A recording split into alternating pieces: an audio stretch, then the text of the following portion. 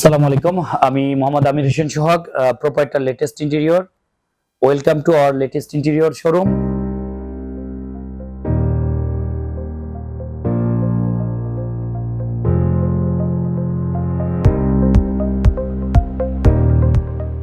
আমাদের শোরুমে রয়েছে বিভিন্ন দেশ থেকে আমদানিকৃত পণ্য, যা আমরা নিজেরাই আমদানি করে থাকি।